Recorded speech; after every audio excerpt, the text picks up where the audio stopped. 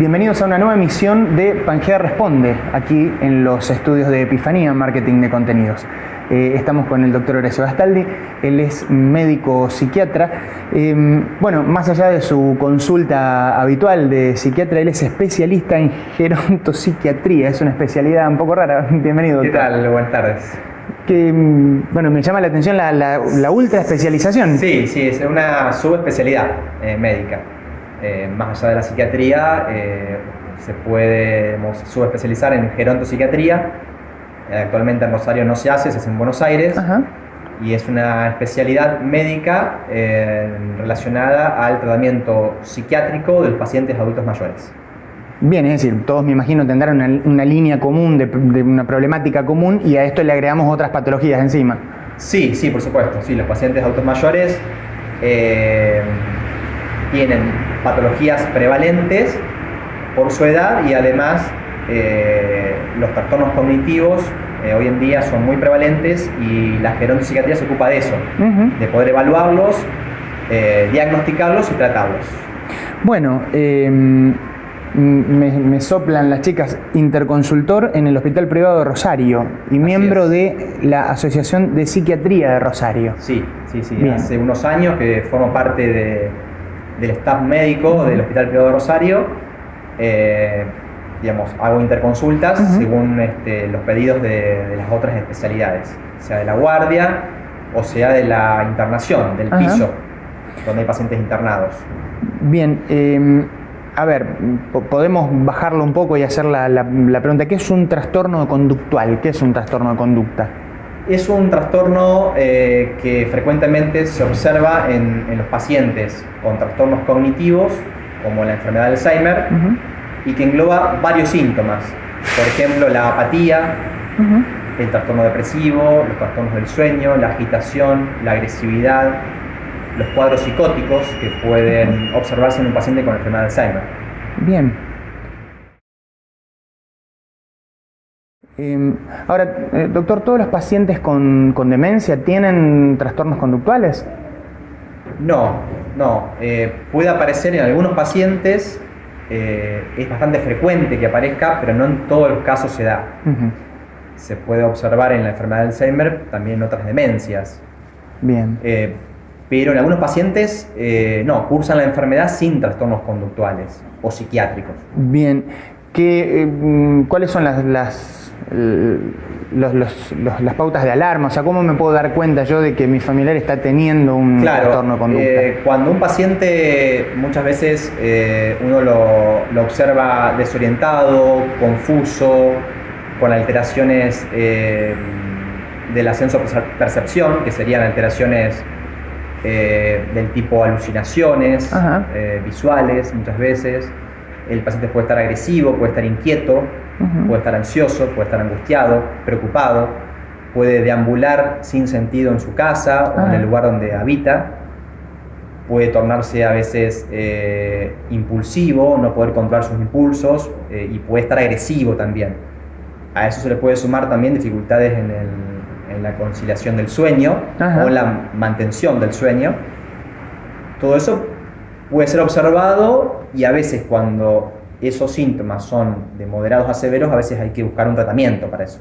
Claro, me imagino. Bien. ¿Cómo puedo ver cuáles son aquellos síntomas más comunes? Es decir, Los más comunes que observamos en el consultorio es la apatía, que es un cuadro con características de desgano, el paciente está sin motivación, el paciente no le interesa absolutamente nada de su entorno, no está efectivamente interesado por nada. También podemos observar el trastorno depresivo, que es un cuadro donde el ánimo es depresivo, donde hay falta de iniciativa, disminución de las ganas de hacer cosas que el paciente antes hacía, cambios en el apetito, cambios en el patrón de sueño. También podemos observar los cuadros psicóticos, con alteraciones de la sensopercepción, como alucinaciones, que pueden ser visuales, y también trastornos del sueño, es lo que podemos observar en el consultorio, y el paciente agresivo o agitado, el paciente que tiene una inquietud psicomotriz, se mueve de un lugar a otro, tiene movimientos motores que no llevan a ningún fin, digamos, claro, ninguna acción concreta. Claro, esos son los trastornos más comunes. Bien, y esto podemos decir que se puede observar cuando un caso de Alzheimer está recién en sus albores o cuando ya está más avanzado. Claro, la enfermedad de Alzheimer es una enfermedad neurodegenerativa crónica que lleva muchos años de evolución. Por lo tanto, se ha visto que estos trastornos se pueden dar como pródromos antes de que el paciente sea diagnosticado con la enfermedad de Alzheimer, o durante los primeros años, o ya cuando el cuadro está más avanzado. Bien, o sea que tenemos, digamos, como que va vías paralelas, digamos, lo podemos observar en todo el arco de la enfermedad. Sí. Doctor, cuando aparecen este tipo de síntomas, ¿esto se puede tratar, puntos? ¿Se puede tratar después con fármacos? ¿Cómo? Sí, por supuesto. En general, los que primero detectan estos tipos de problemas son los familiares del paciente, o muchas veces los cuidadores, que son las personas que lo asisten o lo acompañan al paciente. Muchas veces el paciente es abordado por primera vez por el médico de cabecera o por el médico clínico, que evalúa la situación y, teniendo en cuenta que es un paciente con una demencia, con un trastorno neurocognitivo o un paciente con enfermedad de Alzheimer, tal vez pueda derivar ese paciente con algún especialista en psiquiatría, porque muchas veces el psiquiatra es el que tiene que usar algún fármaco determinado para aliviar la sintomatología que tiene ese paciente. Bien, hablamos siempre de tratarlo, hablamos siempre de aliviarlo al síntoma, no es que lo vamos a remover completamente, o ese sí. No, los medicamentos atenúan en algo los síntomas. Son los fármacos que utilizamos nosotros los médicos psiquiatras, no son fármacos aprobados para los trastornos conductuales de la enfermedad de Alzheimer. Por lo tanto, a veces no responden como uno quisiera a estos pacientes. Obviamente que como primera medida tenemos las medidas no farmacológicas que podemos instaurar, y luego, si utilizada esa medida en el paciente no mejora, en ese momento uno puede indicar un psicofármaco. Claro, como modo de abordarlo cuando ya lo otro no dio resultado. Sí. Con alguno de los episodios más comunes que se presentan en el consultorio, ¿cómo lo tratamos desde casa? ¿Qué hago yo cuando se pone agresivo mi familiar, por ejemplo? Lo primero que hay que hacer es evaluar si el paciente no tiene alguna enfermedad médica, clínica, que pueda estar generando también algún síntoma o exacerbando algún síntoma de la enfermedad de Alzheimer. Bien. Siempre hay que descartar haciendo un chequeo general, pidiendo un laboratorio a ese paciente, y luego de eso uno puede pensar en que ese trastorno es un trastorno debido a la enfermedad de Alzheimer y hay que tratarlo, ¿no? Farmacológicamente o no farmacológicamente. Lo que primero podemos hacer es ponernos en contacto con el médico que atiende al paciente y ver si el médico puede resolver la situación o realmente requiere el abordaje del psiquiatra. Bien.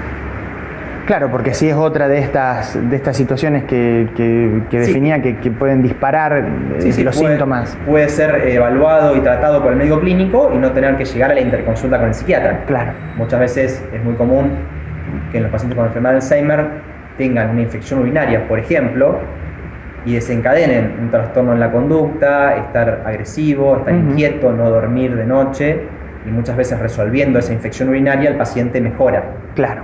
Con un antibiótico, con medidas clínicas, el paciente mejora. ¿Algún consejo frente a algún familiar que está teniendo alguna alucinación o que está teniendo alguna situación de...?